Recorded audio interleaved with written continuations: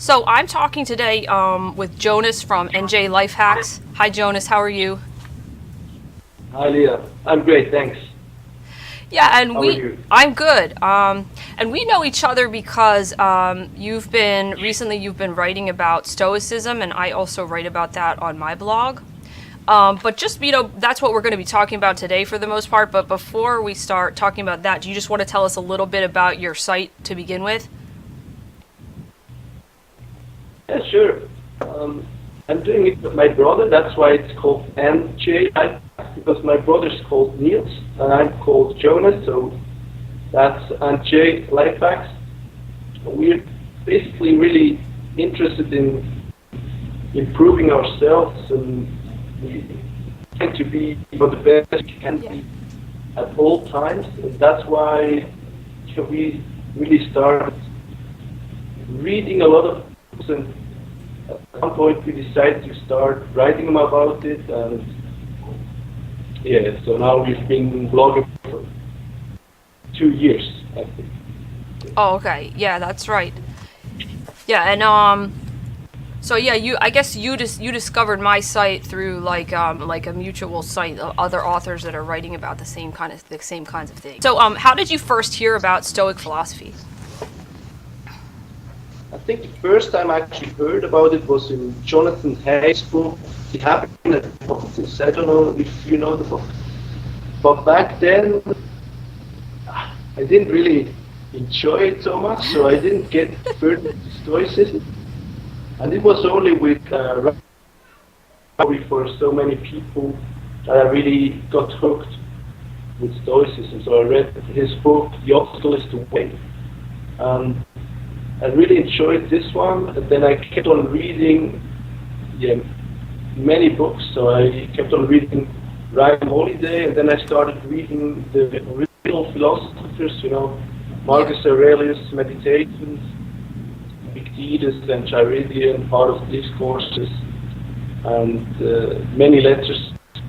And plus, I was so hooked. I really wanted to know more about Stoic philosophy, so I got read, Donald Robertson's Stoicism and the Art of Happiness, Mm. William Irvine, and also Massimo Pigliucci, How to Be a Stoic. So I was hooked pretty quick. So that was really, it was Ryan Holiday actually who. Mm. Mm.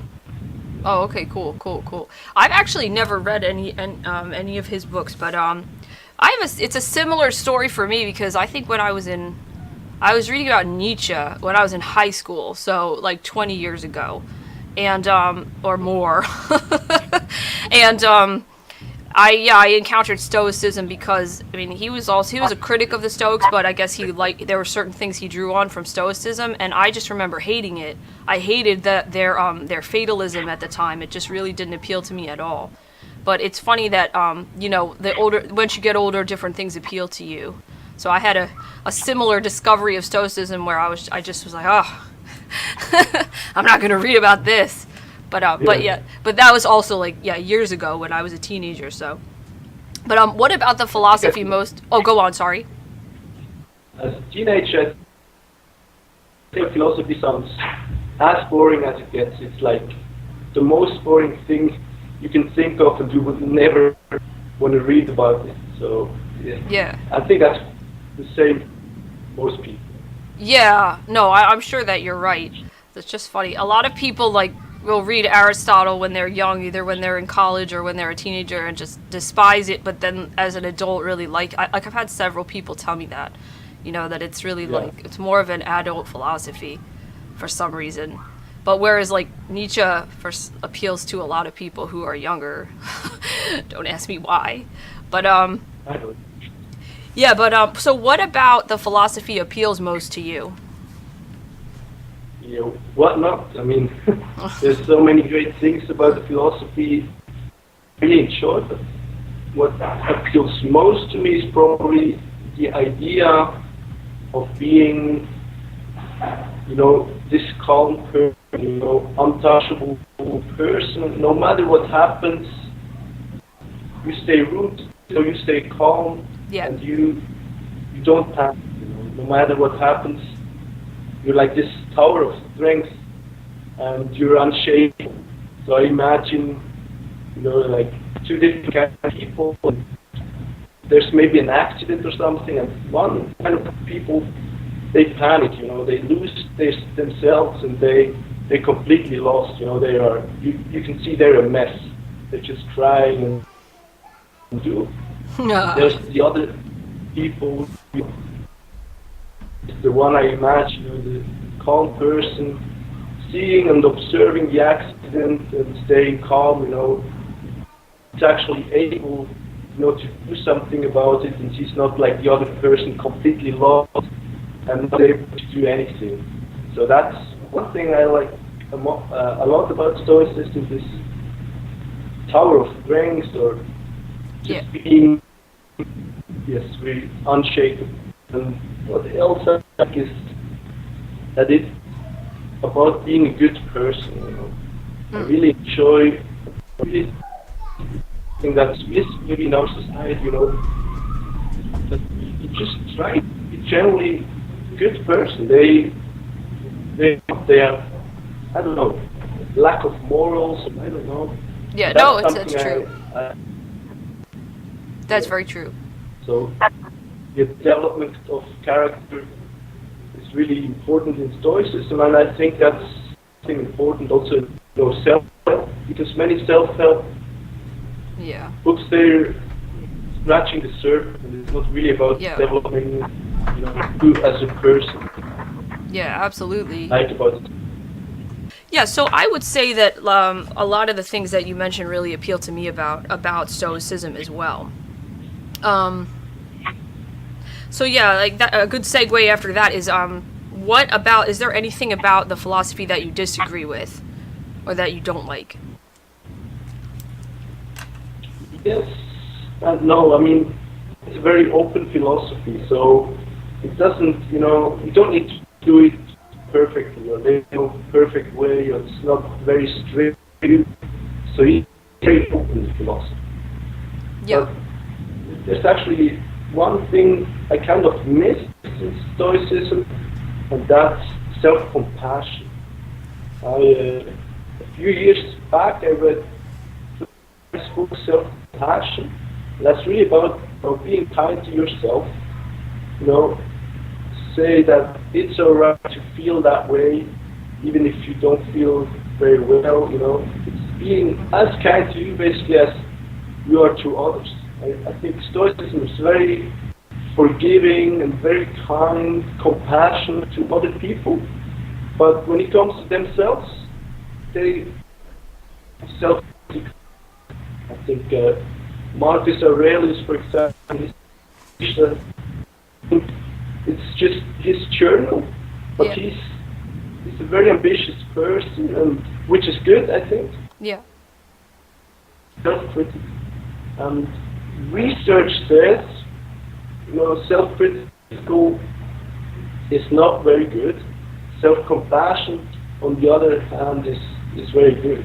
That's why when I, try to observe it in my own life, and I found, I'm very self-critical very often, and that's when I changed to be very kind to myself.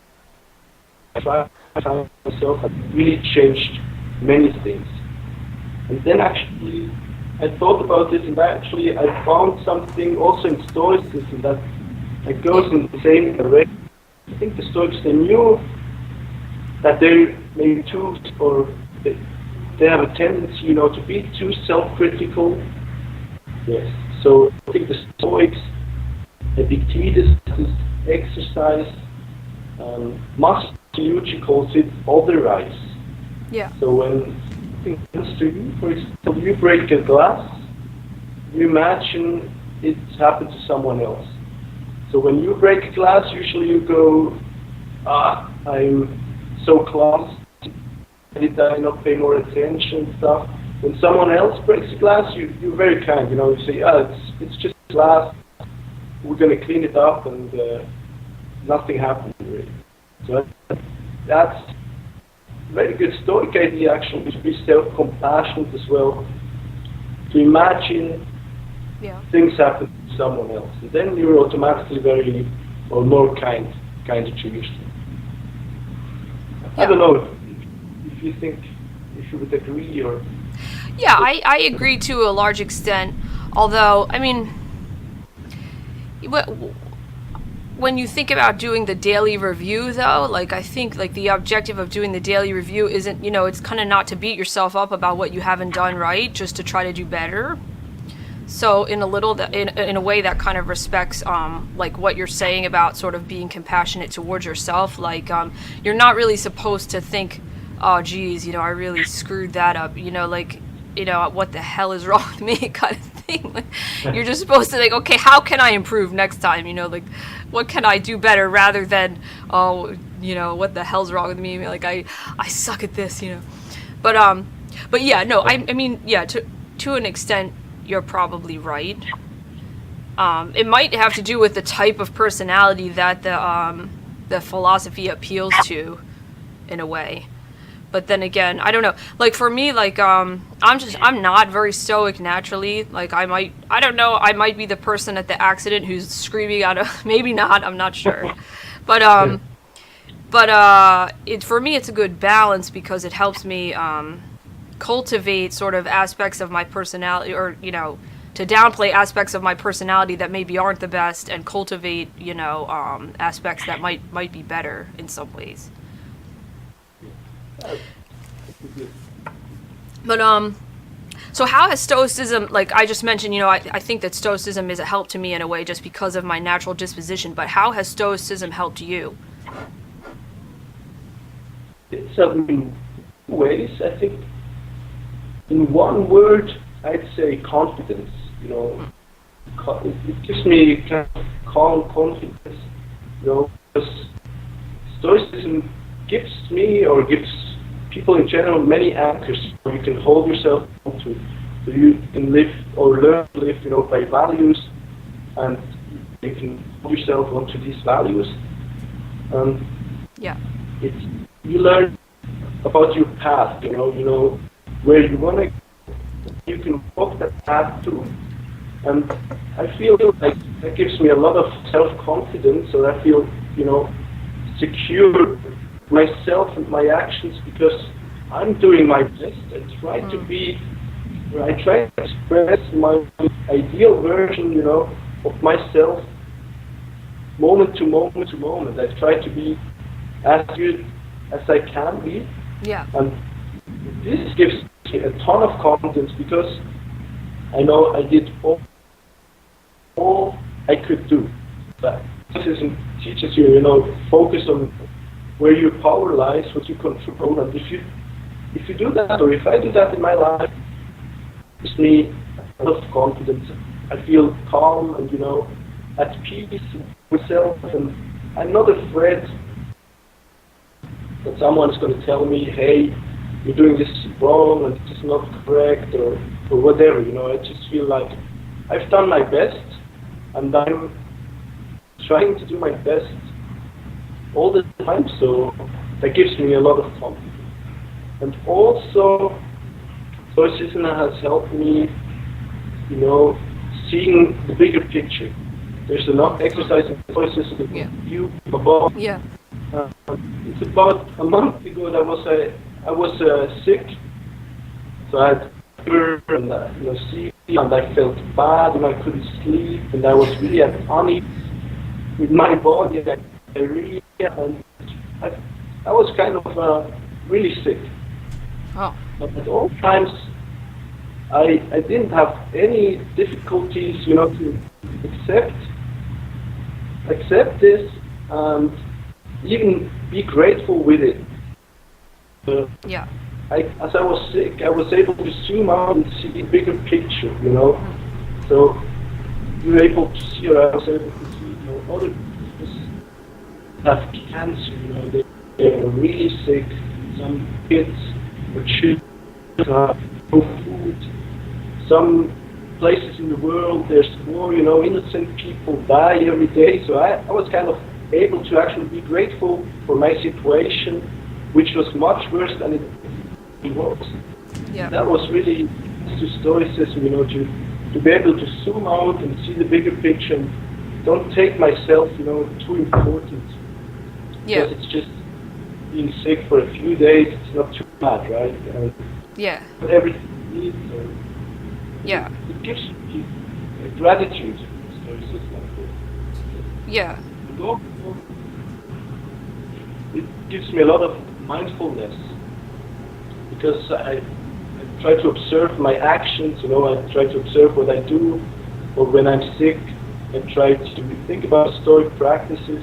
So I really need to observe myself and what I do and what I think.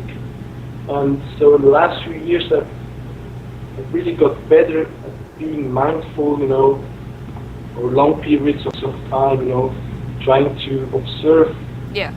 my thoughts and actions. So I'd say confidence, bigger picture, or gratefulness, gratitude, and mindfulness. That's how Stoicism helped me the most the last few years and still today. Yeah, that's good. I wonder. I don't know if this would be considered view from above. Maybe it is, but I try to think about when something's bothering me. I try to think about, well, how could it be worse? Like, how could this be worse? This could be much worse. Because you mentioned, like, a lot of people are, in a war zone or something like that. So those are the types of things I try to think of. Like, it could be a lot worse. But I don't know if that's a view from above. I guess it sort of is. I mean, you're trying to look at the bigger picture. But yeah, I don't know. I'm just I like Stoicism. I embrace it probably maybe 80-90%. But I have difficulty with the whole concept of the sage, and the sage's relationship with indifference. You know what I mean? Because like the most extreme view of the sage, or is of taking the philosophy to its logical extreme, is that you could be content being tortured. And I really have difficulty with that. I think that probably applies to like almost no one. You know what I mean? And Yes. yeah, because the extent, the logical, extent of that is like a little bit crazy. But and I also like the sage. If you think about the sage would really be a lot more like Diogenes than they would be like Seneca or something like that. Like Diogenes, like living in a barrel in Athens, like he's completely transcended his need for any kind of preferred indifference. And I don't know, I have a little bit more of an Aristotelian view, like where, like I think there are certain things that, well, if you're deprived of things or you're in poverty to a great enough extent, it's difficult to even survive, let alone be virtuous. You know what I mean? So I don't know. I kind of question the idea of external, of externals and indifference to an extent. I mean, what do you think about that? Well, I think the Stoics, they often say, the sage is an ideal. Yeah. So nobody's gonna ever be perfect. So that's one thing. It leaves it open. It says you won't be perfect, but you can at least try to be. Or often Epictetus says, try to be a Socrates. Not a sage, but try to be a Socrates, a real person. I think, because I often look at science, and science, for example, of happiness says, 10%. Actually, your happiness depends on external circumstances. And the Stoics say nothing, or they don't matter at all. So they were a bit mistaken, because the external circumstance matters a little bit, like only 10%. Yeah. At least they matter. Yeah. But I like about the Stoics, they say, these things are really hard to influence. Yeah. So it's maybe smarter to focus on where your power lies again, and that's within your actions and judgments and your choices. So you cannot say, you can say I want to be richer, but it takes a lot, to become rich, for example, or to be more, so easy. You can your diet, you can do some exercise, you can get enough sleep and stuff, but some are naturally more beautiful than others. So that's really difficult to influence. So I think I like the Stoic idea, that external things are indifferent, saying they're not so important, they don't matter much what happens to you in life, because you can't change it anymore. You try to accept it, and from there you go and try to do the best thing with given circumstances. Yeah, that's fair enough. So yeah, I pretty much agree with that. So you're writing a book about Stoicism. Would you like to tell us a little bit about it? Yeah, sure. I'm quite excited. For the last 2 months, it's been my main priority. So I've been working on the book. Yeah. Last 2 months, and I'm far from finished, but at least it's taking a good shape so far, and I'm happy the way it's going. And yeah, I'm going to call it the little Stoicism. And I really want to give a simple overview of the philosophy, because that's something I really missed when I got hooked with Stoicism, and I couldn't find, simply explain what is philosophy, what is Stoic philosophy, how can I it in modern life or today, how can I use it, how can it help me. So I wrote an article about that. Yeah.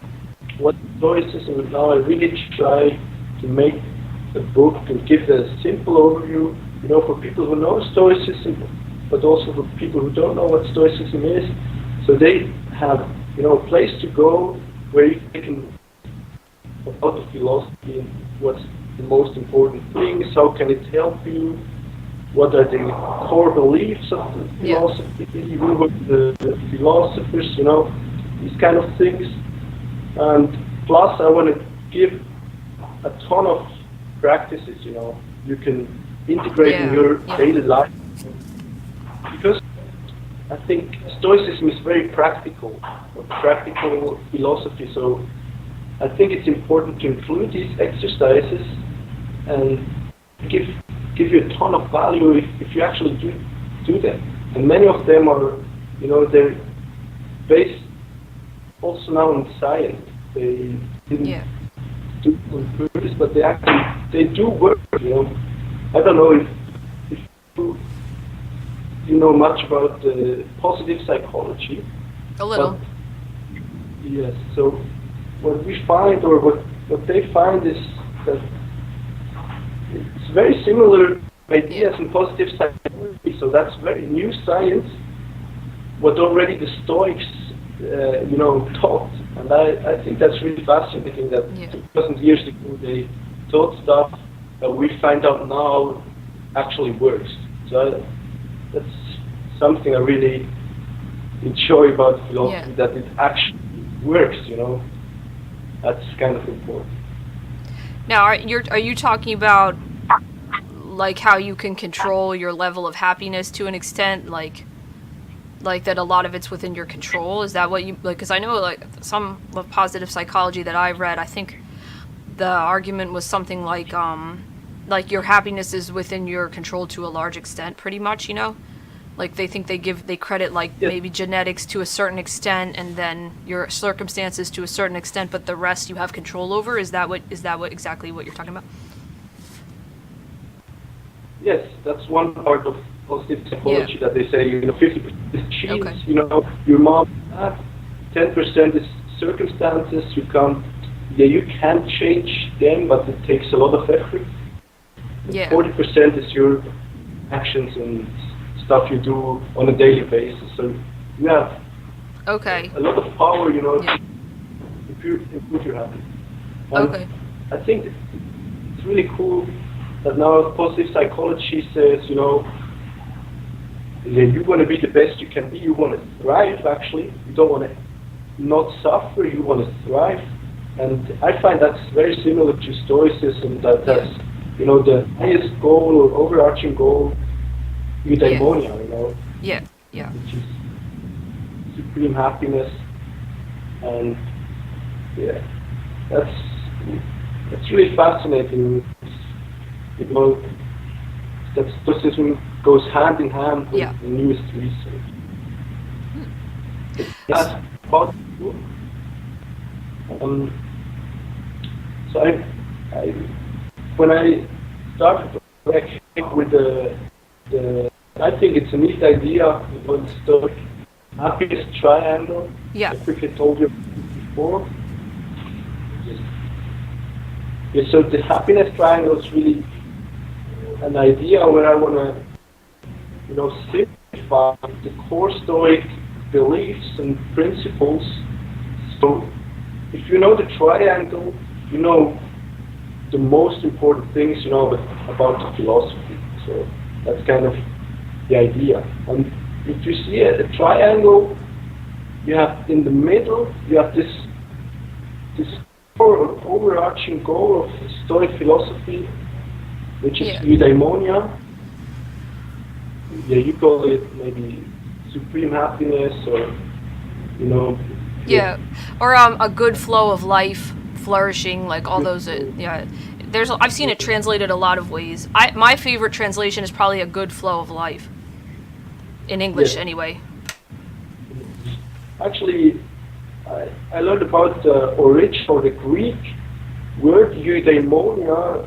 It kind of means, having or being on good terms with your inner daimon. Yeah, yeah. And this inner daimon is not a demon, it's a daimon, it's like your inner soul, or, I'd say it's your ideal self. Yeah. And the Stoics say that's kind of been planted within you. Within everybody has this ideal version within, in their nature. And anyway, core goal is, having a smoothly flowing and happy life. Yeah. And then I have the first corner, I would say, is virtue. So, being the best you can be, trying to express that ideal version of you, with the good values, patience, humility, courage, integrity, wisdom, self-discipline, and all these. So that's the first corner. The Stoics say that's the most important thing, actually, to try to be the best version of yourself, or focus on your character. Then you have the second corner. That's kind of the Enchiridion Epictetus, begins with of things. Some are within our control and some are not, or some are up to us and some are not up to us. And we should always focus on the things that are up to us, that are within our power. And I think that's what we talked about before, that external things are not important in Stoicism. And Stoics say focus on your actions, they're within your control. Yeah. And I don't know if you heard about the Stoic archer. It's a metaphor with the Stoic archer. Yeah. Yeah, that's from Cicero. That's from Cicero. But yeah, that you should you should aim to hit the target, but that's if you miss it, it's not it shouldn't be the end of the world. It's not really your goal. You should try your best, basically. I don't know. How would you? Yeah. Yeah. Go on. I'm sorry.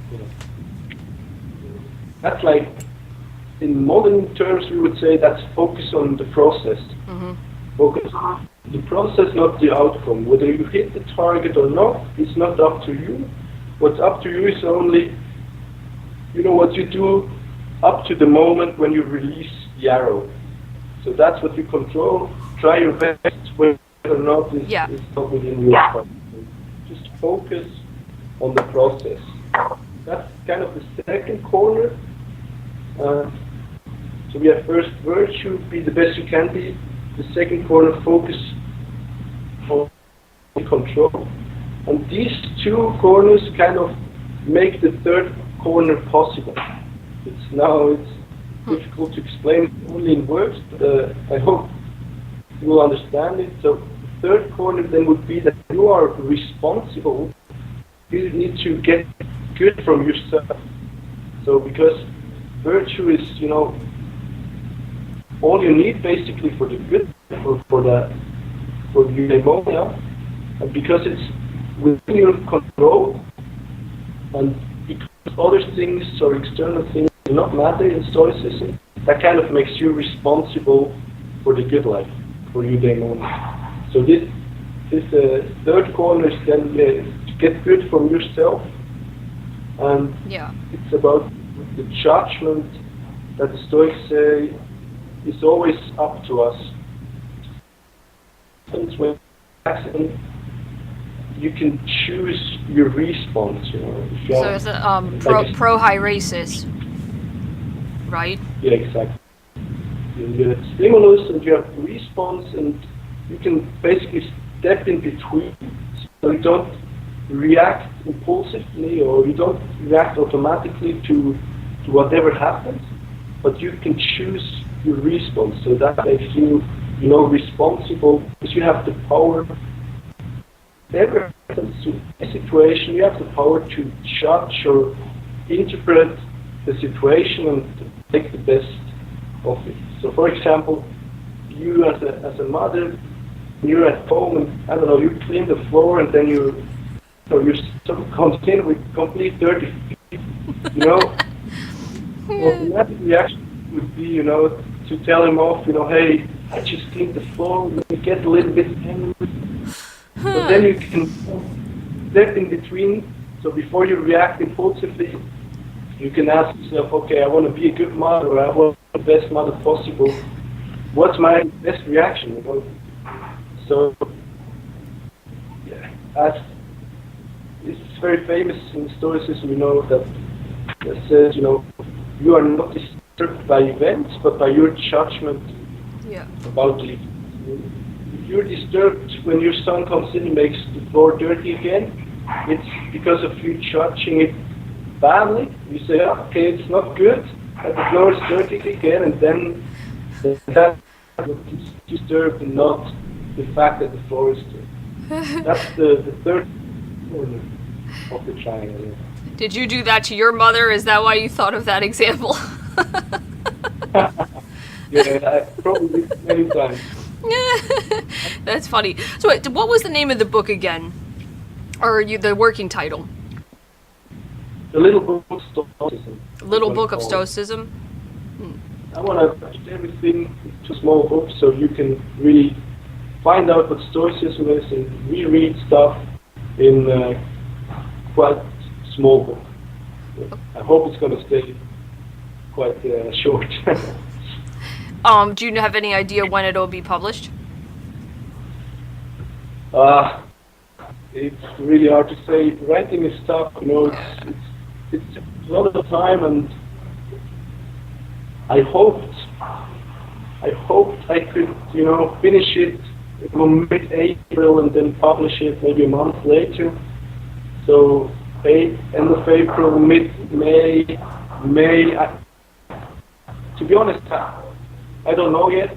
So maybe I'm not a perfect author so far with no clear plan, but I'm trying my best and keep on working on it, and it's going to be this year. Yeah. Cool. Yeah, so thank you for coming on. This has been interesting. I appreciate you taking the time to do it. And when your book comes out, maybe we could talk again a little more about what ended up being in it. Yes, thanks for having me. It was a pleasure. I'd like to come on again and talk a bit more about my book. Yeah, that's great. It's going to be finished soon. That's great. Giving my best. All right, thanks a lot, Jonas.